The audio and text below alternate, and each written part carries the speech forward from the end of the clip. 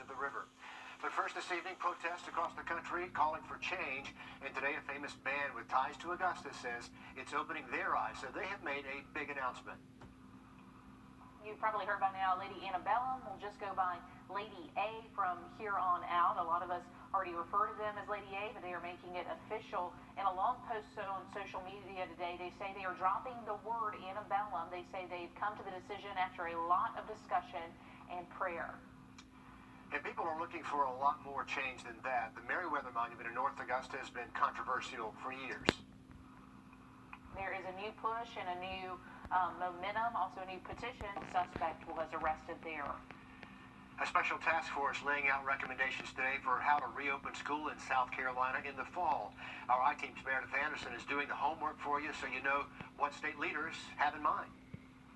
Virtual meetings. They're virtually a way of life for so many of us right now. Progress is often born out of adversity. Including a task force of educators. We have got to do better moving forward. Working on a plan to reopen South Carolina schools. Whether it's drills, moving classes, just going to the restroom and feeding students, all of these things are going to take longer than they used to.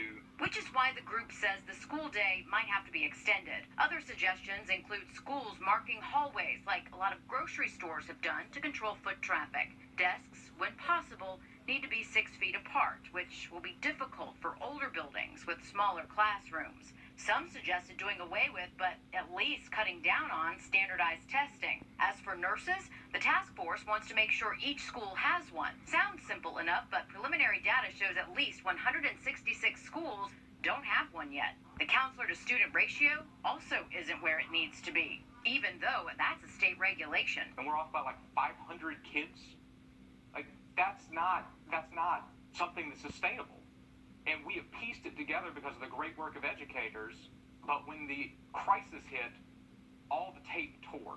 Exposing, the group says, more than a decade of problems brought on by budget cuts. Inequities still persist in our state. COVID further exposed the haves and the have-nots, which could have only exacerbated stress related to the virus. State Superintendent Molly Spearman also brought up stress students face after the death of George Floyd and the social movement happening now. In some ways, it's good that they've not been in school during this time, but in other ways, it's very sad because we've not been able to talk with them and support them and give them the dialogue that they need to show them that we care. She went on to say 5 extra discretionary days the task force wants to add would be helpful in addressing this, on top of addressing the stresses of COVID.